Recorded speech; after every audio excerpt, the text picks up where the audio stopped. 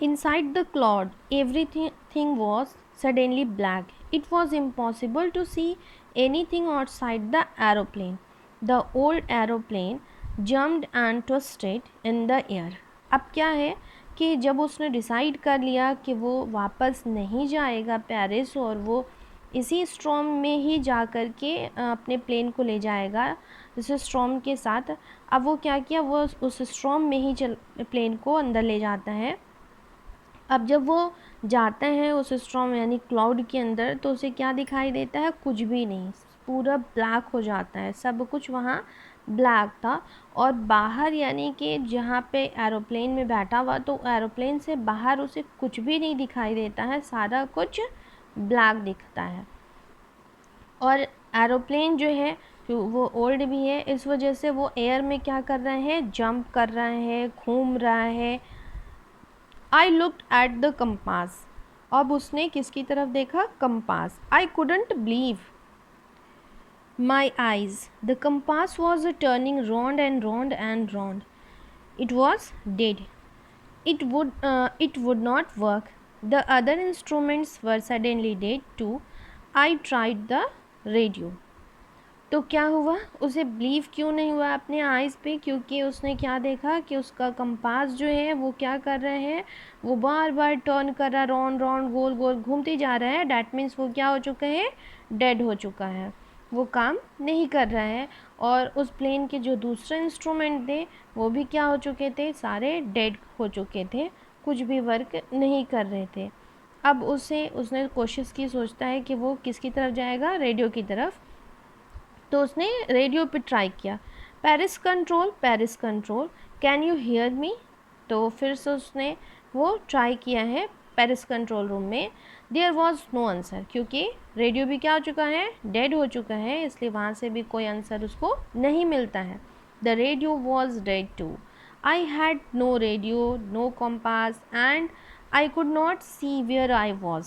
अब यहाँ पे वो जो है उसके पास ना रेडियो है, ना कंपास है, कुछ भी नहीं है, और वो कहाँ पे है ये भी उसे नहीं पता है, क्योंकि वो नहीं देख पा रहा है।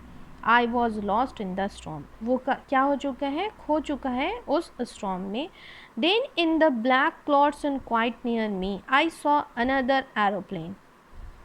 तब उसने क्या देखा, वो मिस्टीरियस ट्रेन जो उसकी हेल्प करते हैं उस स्टॉर्म से बाहर निकालने में। तो बता रहा है कि then in the black clouds quite near me I saw another aeroplane. उसे क्या दिखाई देता है, दूसरा एरोप्लेन दिखाई देता है उस ब्लैक क्लाउड्स में जो उसके बहुत ही पास था। It had no lights on its wings but I could see it flying next to me through the storm. I could see the pilot's face turned towards me. I was very glad to see another person. He lifted one hand and waved. Follow me, he was saying, follow me. अब क्या हो रहा है कि उसने जब दूसरा aeroplane देखा, उसमें कोई उसके लाइट जो नहीं था उसके विंग्स में, और वो जो है देख सकता था कि वो उस स्टॉर्म में उसके आगे उड़ रहा है। और उसने क्या देखा, बोल रहा है कि वो उस पायलट का फेस भी देख सकता था, जो पायलट का फेस उसकी तरफ मुड़ा हुआ था। और वो जो है जब देखता है दूसरे एरोप्लेन को, तो बहुत नरेटर जो है वो बहुत ज़्यादा खुश हो जाता है कि कोई और पर्सन भी है। वो बंदा जो है जो उस मिस्टीरियस प्लेन में बैठा हुआ था, उसने क्या किया, अपने हैंड को लिफ्ट किया और वो क्या बोलता है उसे, फॉलो मी।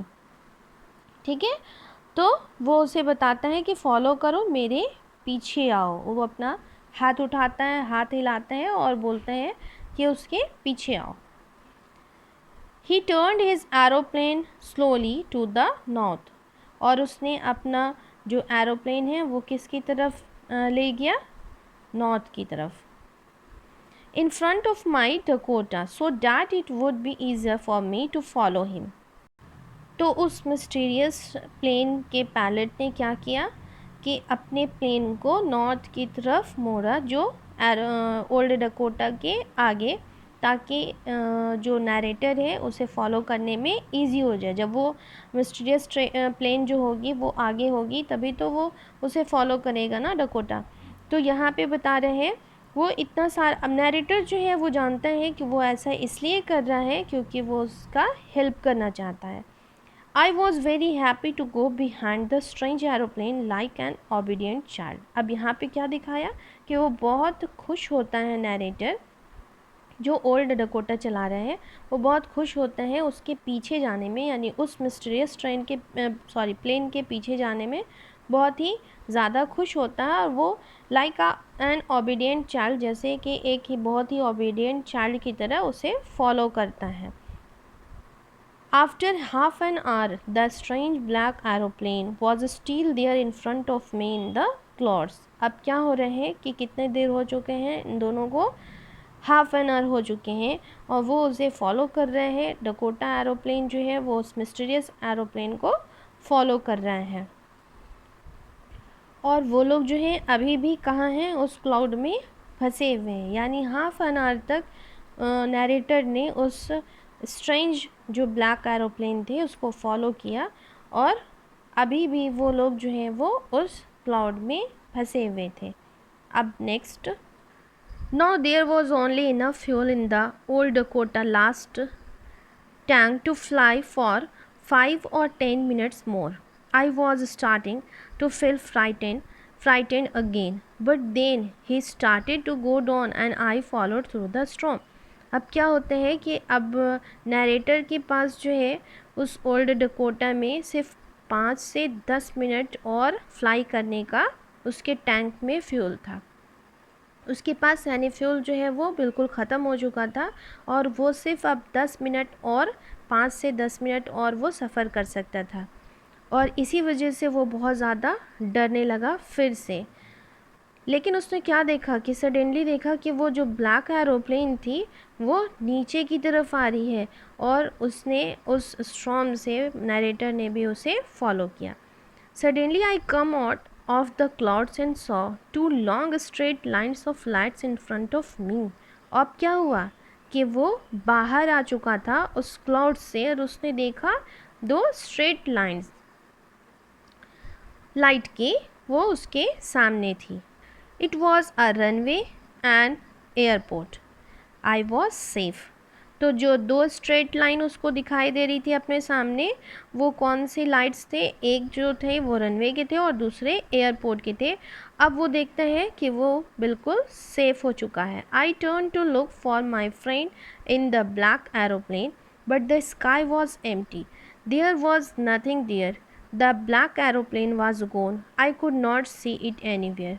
अब जब है वो टर्न करता है और वो देखना चाहता है ब्लैक एरोप्लेन को जिसने उसके इतना ज़्यादा हेल्प की थी उस स्टॉर्म से बाहर निकलने में, तो वो जब देखता है तो देखता है स्काई जो है बिल्कुल खाली था, वहाँ पे कुछ भी नहीं था और ब्लैक एरोप्लेन जो है वो वहाँ से जा चुकी थी and I could not see it anywhere. उसे उस मानी स्काई में उसने देखना चाहा तो वहाँ पे उसे कुछ भी नहीं दिखाई दिया।